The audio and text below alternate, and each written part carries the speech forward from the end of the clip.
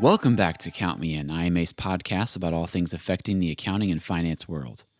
I'm your host, Adam Larson, and I'm happy to bring you another bonus episode with IMA's Senior Vice President of Certifications, Exam, and Content Integration, Dennis Whitney.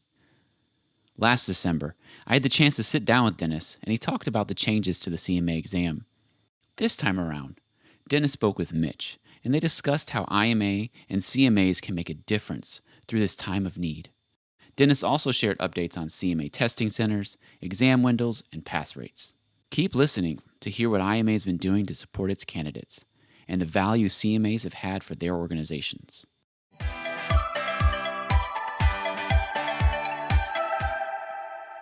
So thank you for joining us again, Dennis. I know last we spoke, you spoke with Adam and gave us a nice overview of the CMA exam, the certification, some of the changes that were coming up in January earlier this year. But obviously there were quite a few challenges and some changes to what's going on with the CMA. So if you wouldn't mind just starting off kind of sharing some of those challenges and obstacles that we went through earlier this year. Yeah, hi, Mitch. It's good to be with the program again. I appreciate you having me on. So, yes, it's been a very difficult year in many respects. In January, we introduced the new CMA content specification outline, and that went well in January and February. But then we were toward the end of February, beginning of March, as everyone knows, we were hit with this terrible pandemic. At first, it looked like it was only going to be something that was a major problem in China, and we were focused on making arrangements to change our Chinese language exam date. But then, of course, it spread to become a worldwide pandemic. The first impact we had was for our CSCA exam, which is the strategy certification for CMAs. And we give that exam in two windows, March and September. And unfortunately, the March window, I think maybe for less than 1 week, some candidates were able to take the exam, and then Prometric had to close all their testing centers. So that was a disappointment for us, and of course for the CSCA candidates. For the CMA exam, our testing windows don't start. There's January and February, then there's May and June, and then there's September and October. So it didn't impact us or the candidates until May. Fortunately, Prometric started opening their testing sites in May, in the beginning of May, but not throughout the world. And we've seen, as of now, actually, just about all testing sites, not all, but just about all Prometric testing sites are up and running, and candidates are able to take the exam. And we could talk a little more about that later if you'd like, under what conditions candidates are taking the exam. But so far, candidates are able to continue their pursuit of the certification, unfortunately, during a very difficult time. So, as you mentioned, this really kind of hit globally after a couple months. And even though the testing windows weren't affected, obviously many businesses were. So, from your perspective, why have CMAs remained so essential to their workforce, and why have they been able to assist their companies so much through this ongoing global pandemic? Yeah, that's a great question, Mitch. And of course, there are different categories of essential workers, including, of course, our frontline medical workers who have been true heroes during this pandemic. CMAs are also essential. They're essential in an economic sense. And in fact, accountants in general are critically important for the smooth functioning of businesses. They ensure that there's enough cash on hand to pay bills, to make payroll, to also ensure that processing of financial transactions are done, and that managers have the results that they need to manage the business. Now, CMAs in particular, they can help companies not only survive, but they also help companies rebuild and grow. So that, of course, helps our economies, which are hurting during this pandemic-induced recession. And our economies need to go rebuild, and our companies need to rebuild. So this, in turn, when CMAs help companies in this way, this protects jobs, and it also adds jobs so that workers can provide for their families. First of all, from the survival perspective during the pandemic, companies need to be able to do the best to survive, to keep as many jobs as they can, to meet customer demand and keep their companies in business. So that's where the risk management, cost management, and cash forecasting skills come into play. But CMAs can also use their value creation skills to help the companies not only survive, but also prosper. CMAs, the exam is really focused. It's a strong focus on planning, analysis, and decision support. And they can use these skills to help senior decision makers identify growth opportunities, which will help companies prosper not only now, but well into the future. Because when the pandemic ends, and you're probably reading about this now in the business press, many companies are going to realize that they need to innovate their business models and revise their long-term business strategy.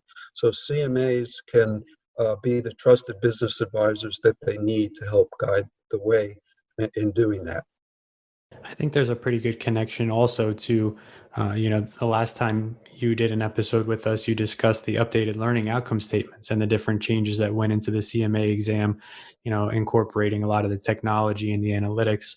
So how have some of those, refined skills and the different things that you're now assessing really equipped CMAs as well? And what does that look like as far as moving forward to changing these business models like you just mentioned? Well, CMAs, even before this new content specification outline, CMAs, in my opinion, are well equipped to support organizations during this difficult time. But of course, the profession does change. It evolves and becomes more sophisticated, more advanced, and that's reflected in the new content specification outline with a stronger emphasis on technology and analytics and decision making. And so skills like AI, RPA, data analytics, those are tools that can help CMAs provide faster and more accurate forecasts, for example. Mining data, performing advanced predictive and prescriptive analytics. These are new topics on the CMA exam. And adding these topics to, actually it's part one of the content specification outline, that helps the CMAs, that helps their companies weather this pandemic. And also, it will help companies prosper well into the future because they have now the skills to better forecast the future, better manage these changing business models, and help senior decision makers make the decisions that they need to grow their businesses. So at some point, I hope soon we're going to conquer this virus. And when that happens, the companies who are planning now for the future will be the ones who are most successful for themselves and for their employees and their customers. Now, of course, these new skills apply to new CMAs, people who are taking the exam now, beginning in January. For those who are already certified and want to develop those skills, and they should, these are very important skills. IMA has ways that they can do that. In fact, IMA has 2 excellent certificate programs in data analytics, which you should check out. Another skill that's equally important today is strategic thinking. Because as I mentioned before, when this pandemic ends and the future, it's probably going to be a different world. And as companies plan, they'll need to have employees on their finance teams who have strong strategic management skills. And CMAs can take the CSCA certification, which is certified in strategy and competitive analysis. And this will help them develop those skills And as part of that, or even, if you're not interested, if the CMA is not interested in earning the certification, there's also, IMA has a course called Strategy and Competitive Analysis Learning Series. And this is something that I encourage you to take. Um, that too can develop strategic management skills, because in the future, well, not only in the future, but even now, you need those data analytical skills, but also the strategic thinking skills. Very important in these very difficult times.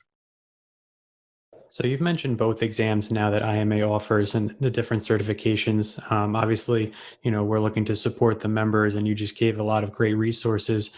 And earlier you referenced some of the different accommodations that are being made for candidates and some of the things that are going on now that testing facilities are opening and there are windows. So let's just take a step back, if you don't mind, for a second. And can you give us a little bit of an update on, what these testing centers, what these windows are looking like right now? Yeah. So as this pandemic, became a worldwide problem, we quickly realized that candidates were going to have a difficult time scheduling their exam date, and also they would have some anxiety about taking the test. So to accommodate candidates, what we did was we wanted to give them more flexibility, and so we made some changes to the testing windows. The first thing we did is we extended the May-June testing window to the end of July. And then we also extended the September and October testing window to include August. So this provides 6 consecutive months of testing. And hopefully this should alleviate some of the anxiety candidates have about scheduling an exam. Now, the other thing we did for the Chinese language exam, we postponed the April Chinese language exam to the end of July. It was supposed to happen in the beginning of April, and we moved that to later in the month of July. As far as prometric testing centers are concerned, as I mentioned a little earlier, they did start opening in the beginning of May, and almost all of them around the world are open now. It was a progression as to which countries opened first. It depended on the country. I mean, they followed the guidelines of the government, and the health and safety of the examinees is a priority for both IMA and Prometric. So actually, the first sites to open were in China, because China had pretty much moved to leveling out the virus situation. So they opened first, and then many sites in the US and a few sites in Europe. Sites in, for example, the Middle East opened just recently, and also the Philippines, but pretty much all sites are open now. The testing is different, however, because of the health and safety priority. Prometric made modifications to their testing centers, and they also implemented new safety guidelines to ensure a safe testing experience. So all examinees and all Prometric employees are required to wear face masks, and social distancing is enforced at all the sites. So that's one big change, the face masks in particular. Also, the centers undergo continuous deep cleaning. And the good thing is that Prometric is working very closely with scientists at Johns Hopkins University, which is one of the leaders in this field. And they are consulting, they're actually visiting testing sites to ensure that there's a safe testing environment for our candidates. So it's going well. Since the beginning of May, we've administered almost 1,500 exams. Of course, in May, there was the smallest number. June, the numbers got bigger. And now in July, we actually have about 3,000 tests that are scheduled in the month of July. And of course, candidates are scheduled in August and September and October. So we're starting to see the momentum and people getting back on their journey of pursuing and finishing their goal of earning CMA. Well, that's all great news, and that's very good progress. And thank you for sharing that update globally, specifically. But I guess the next question, to really wrap up this conversation as far as an update on the CMA, How are the results looking? I know IMA recently released a report on the pass rates. So would you be able to share some, or at least summarize the findings from that report? Yeah, sure, Mitch. The candidates have actually done quite well. We introduced the new exam in January, and that included the new section in Part 1 on technology and analytics. And in Part 2, we had the additional emphasis on business ethics and decision making. So the global pass rate for both parts during the January-February testing window was 45%.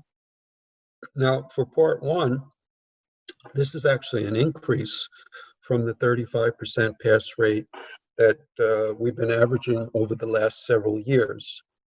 And for Part 2, it's comparable to the 45% pass rate is comparable to what the average has been over the last several years.